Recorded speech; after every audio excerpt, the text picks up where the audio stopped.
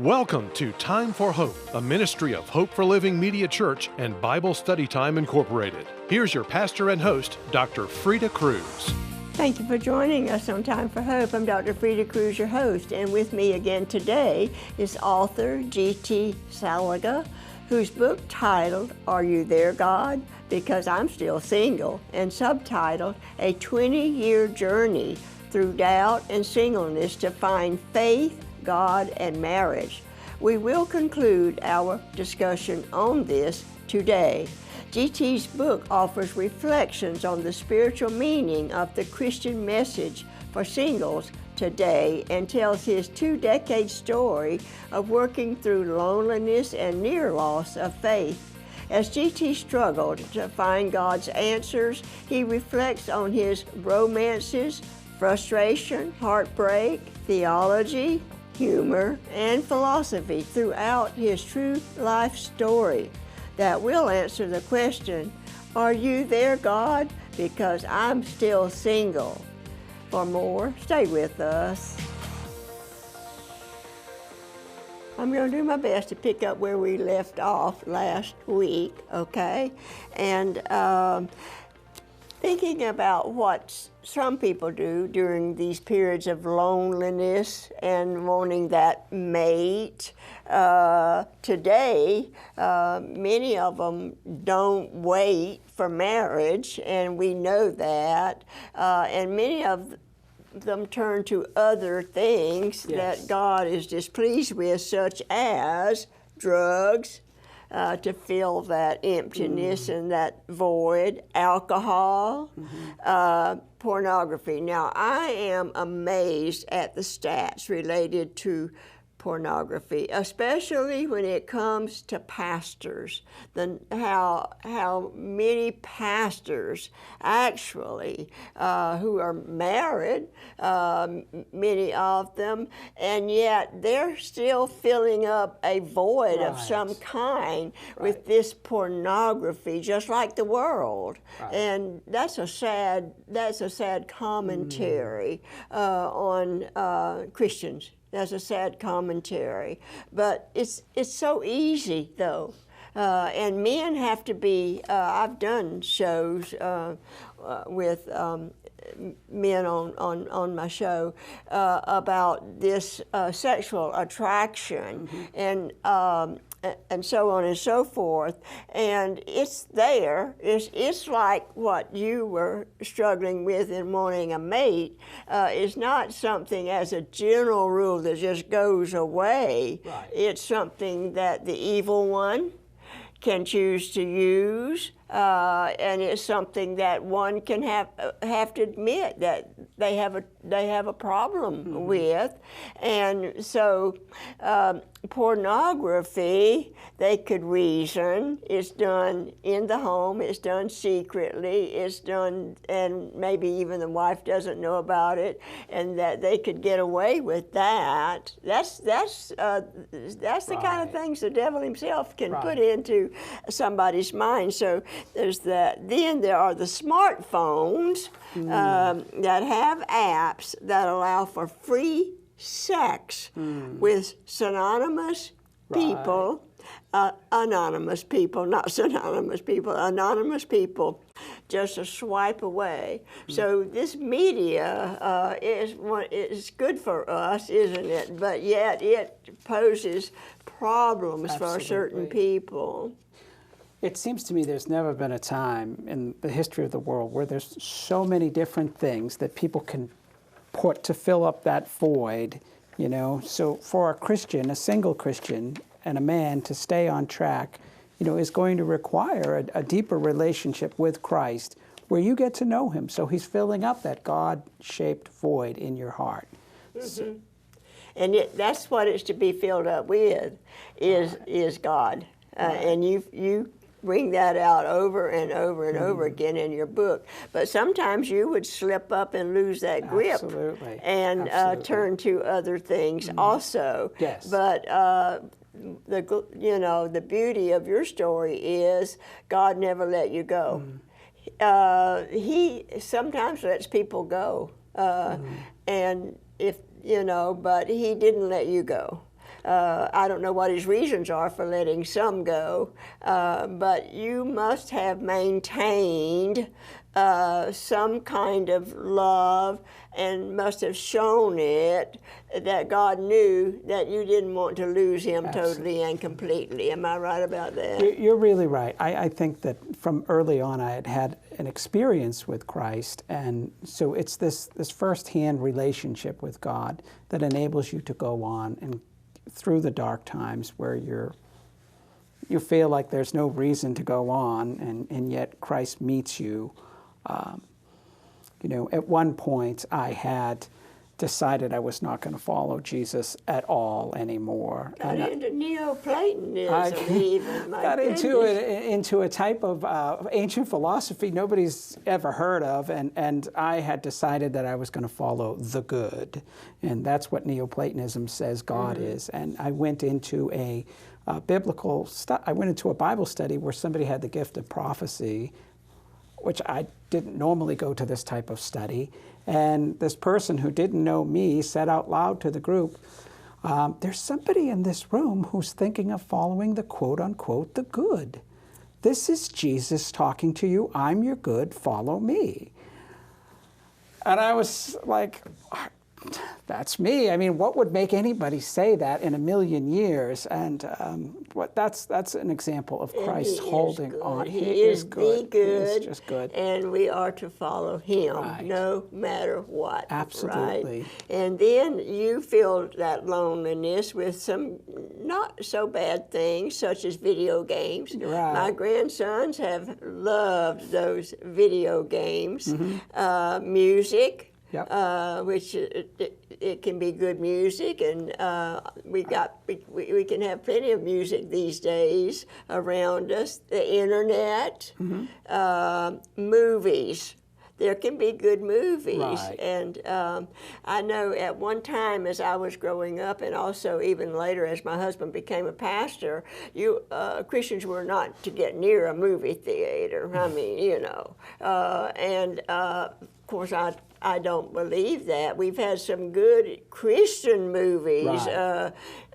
It started with Sherwood Baptist Church in Albany, Georgia, where we were pastoring. They've put out some great movies, and there are movies like the one that I'm hearing about, 1917 now, that gives you a lot of history, but I understand it is R-rated because of the language in it, and we have to check these things out, don't we? Yes, we do. So forth. But then cable TV and food. So, right. And what that does, that just adds the pounds, doesn't it? Right. And my point was, so many of these things they can be innocuous, they can be pleasant divergences, but they can drown out your spiritual life if you forget God in the midst of all these amusements, which amusement means without thought, so. But you had this vision of the promised land of marriage. Right. Yeah. Right. And but then you talk about a desert of temptation, and when one is single, there's plenty of temptation that they can have to go through, isn't there? Right. And then then we've already talked about the loneliness. I'm going to quote something right out of your book, okay? There may be a million ways to turn aside, but only one path that leads to victory. If God has put you on such a path, then your greatest battle is going to be fought in the space between your ears. We have to watch that mind, don't we? Yes, we do. We have to watch that mind. And in the battle, your own thoughts can be your deadliest foes. But a good story of faith can be the wind underneath your wings as you seek to soar to your dreams. Absolutely. So it comes down to faith, doesn't it? It really does. It really does. And keeping your mind on Christ, and keeping your mind, as it says in Paul's letters, whatever's good, whatever's pure, whatever's noble, let your mind think on these things. we've got to fight that battle, especially for single Christians, because you have a million places to take that despair to solve your despair, your emptiness, your loneliness. There's a million other solutions, and we want to get back to Jesus and hold to Him. They're telling me we're soon going to come up on a break, but I want to make this note. Your initial goal was to live the life God wanted you to, in exchange for a girlfriend. You were bargaining with God. You know, when I was a teenager, that was that was how it all started. You know, I didn't really understand Christian faith at all. I mean, I grew up Catholic, and my lessons in faith were very rudimentary, and so I just thought, well, I had probably been watching shows like this on TV that my mother watched, and I thought, well, you know, I will make a deal with God. I'll give up some stuff, and maybe God will give something back to me. I think a lot of people do that. I think that's kind of an ordinary thing that many professing Christians do, is try to make a deal with God and think they can earn, you know, God's love and mercy and so on and so forth. They're telling me it's time for a break, and we will be right back.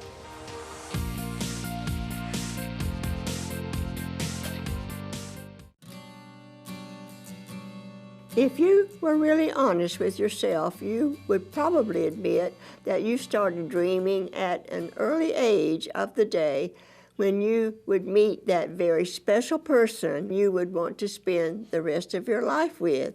In the back of our minds, there usually lurks the dream that someday we will meet a perfect someone, fall madly in love, get married, and live happily ever after. The truth is, we can want something badly enough until we can deceive ourselves into believing we have found it. We can force the issue. This is often true regarding marriage. We can put the burden of our dreams on our marriages, and it can be disastrous. After the wedding and honeymoon and you discover your someone is everything but perfect, and you begin to wonder whether or not you want to stay with them the rest of your life, is there still hope for the marriage of your dreams? Actually, the fulfillment of your dreams could be closer at this point than ever. And how can this be true? Because you are now in touch with reality, and it can motivate you to take the action necessary to building the marriage you've always dreamed about having. The first step is acceptance. Accept the fact that you are married to an imperfect person, and two imperfect people spells an imperfect marriage. Secondly, rather than dwelling on the things that are wrong with your mate and marriage, start compiling a list of all the positive things you can come up with about him or her and your marriage. Begin to think more about what you have going for your marriage than what is missing, and then take the whole issue of your marriage to God, who ordained marriage, and seek His help for both you and your mate. I challenge you to get your Bible and read Philippians 4:8 and start applying it to your mate and marriage.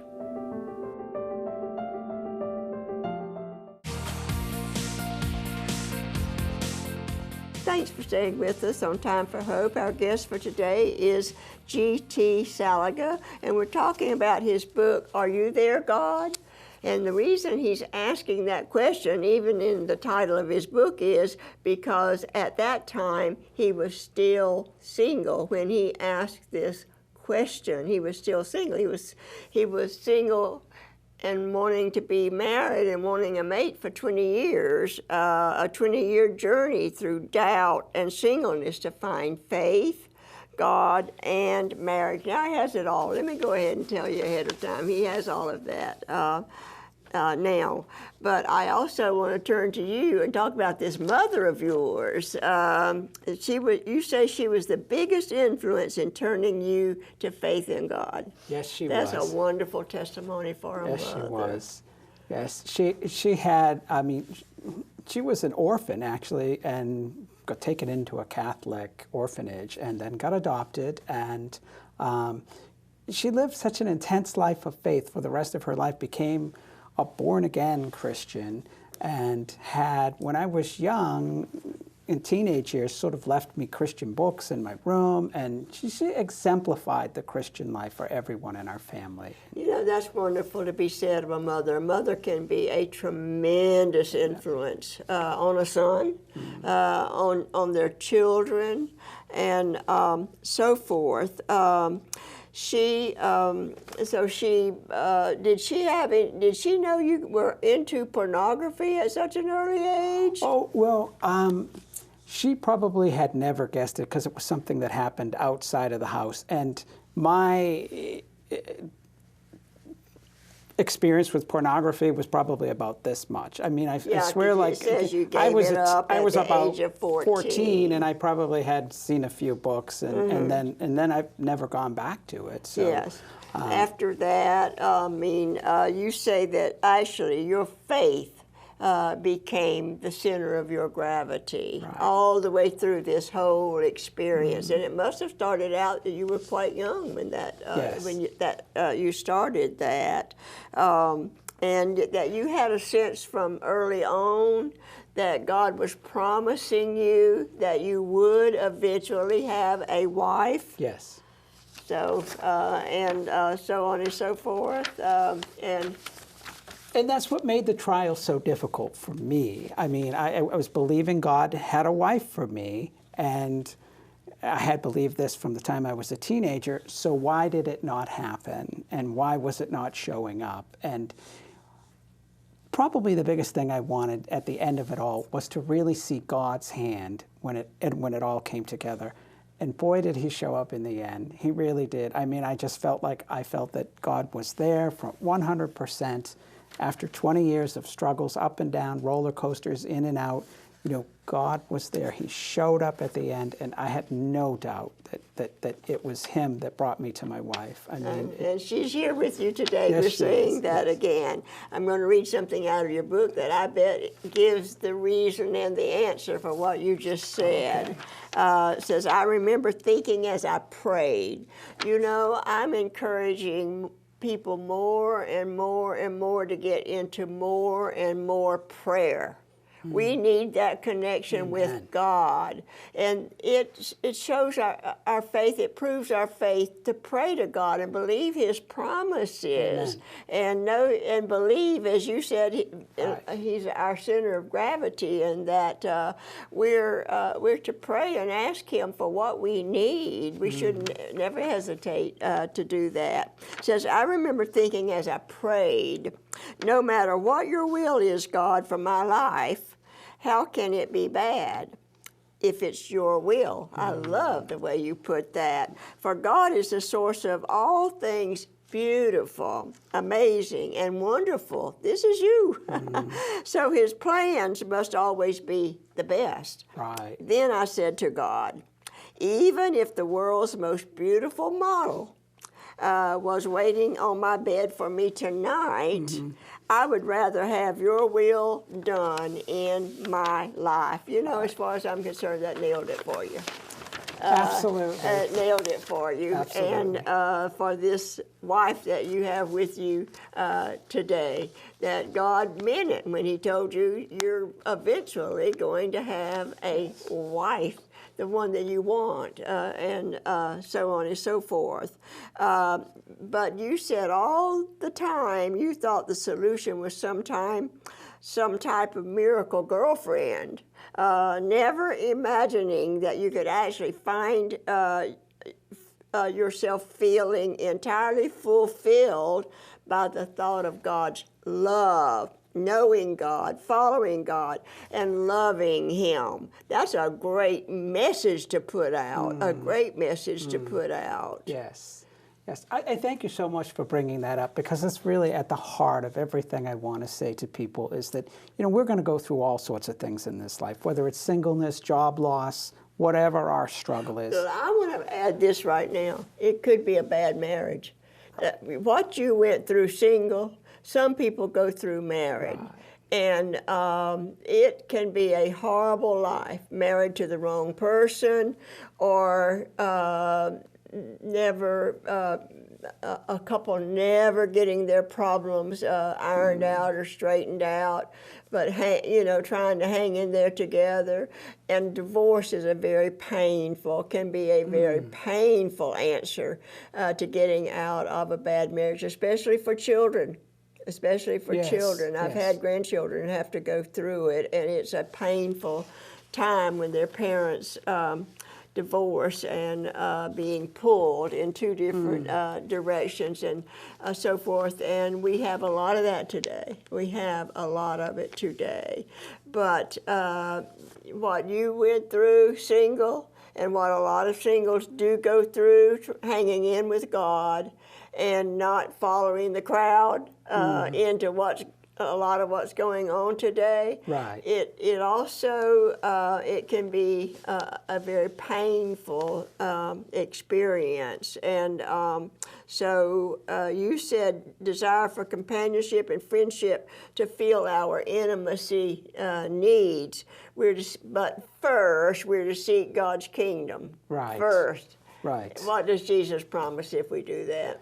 He promises all else will be given to us. Yeah, but we have to do that first, and that's the message we want to go out and to go out of all of this. Seek ye first the kingdom of God and what? His righteousness, doing what's right instead of what's wrong. Right. And then these other things will be added to you. And it's to say it in another way, I'd say we don't use Christ to get what we want. We go through the center of our life with Christ to find the things that He's going to give us, and He will fulfill us.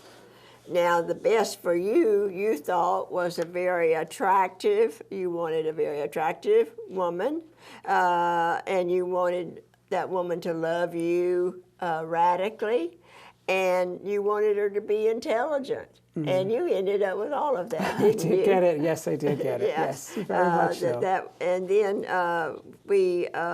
so a lot of things took place. We're getting near the end, and you advocated praying about dating and so forth. And about that, you said, when dating, try to be like Christ.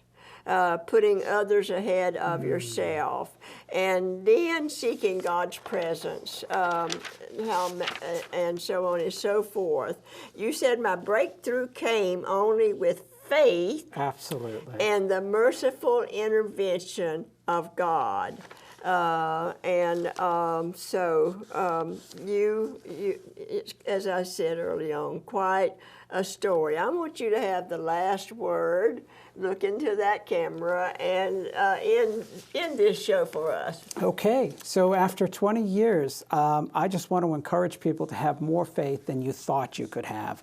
I thought that if I pole vaulted 10 feet high in faith that I was doing God's work, and that I was believing enough. But actually, I felt Christ wanted more. He wanted 15 feet high of faith. And I encourage everyone to believe more and to seek God first, seek Christ first, and to bring to Him your dreams. He does not disappoint. He cannot fail to fulfill your heart's needs.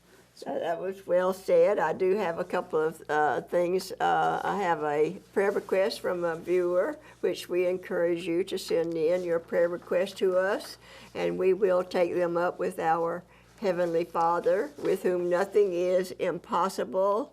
And I'm going to share it with you. Dear Dr. Freda, please pray for me. I need a job and have been unemployed since last March. I also need prayer for my mental and emotional health.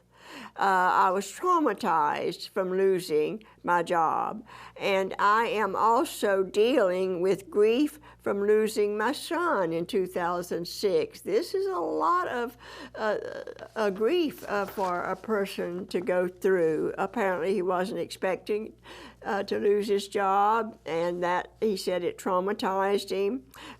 And then losing a son in 2006. That is I know we've had one of our staff members going through that, and it is, as a counselor, as a licensed professional counselor for 25 years, I walked through grief and the loss of loved ones, and especially children and so on and so forth, with counselees. And grief is a normal reaction to that kind of loss. And then I have an encouraging note from a viewer, which I greatly appreciate.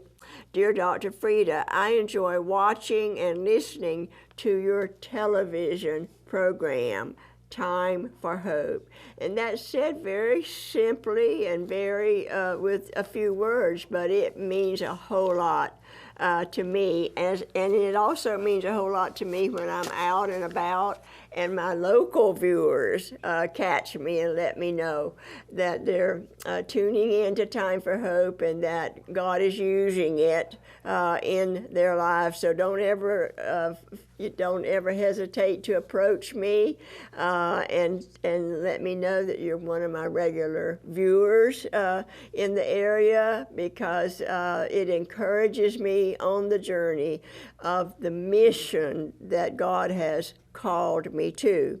And then I also share with you that we can use your financial help. This isn't free. Putting on these shows isn't free, and having a staff doesn't come without pay. And so we can use your financial help. Ask God what He would have you do about that. And then, of course, as I always say, make sure you join us again next week on Time for Hope. Thank you for watching Time for Hope, a ministry of Hope for Living Media Church and Bible Study Time Incorporated. We offer a free fact sheet with more information on today's topic. Call or write us to get your copy today. The resource we are offering this week is available for a donation of at least $14 to the Time for Hope ministry. Any additional donation you wish to send will be greatly appreciated. Call us at 800-669-9133. Write us at Post Office Box 2169, Spartanburg, South Carolina 29304. Or visit our website at timeforhope.org.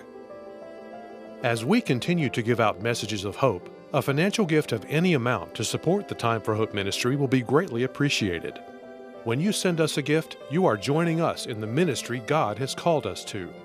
It will also enable us to inform and inspire viewers to become students of God's Word and grow closer to Him, and in turn minister more effectively to others as God gives them opportunity. Look for Dr. Freda's Scriptural Devotions on our Time for Hope TV Ministry Facebook page. And to see this program again online, visit our website or search for the Time for Hope TV Ministry on YouTube, iTunes, Roku, or Facebook. And to see booklets Dr. Freda has written on such topics as grief and loss, marriage, and prayer, call us or visit our website, timeforhope.org. Until next time, have a great week, and remember, it is time for hope.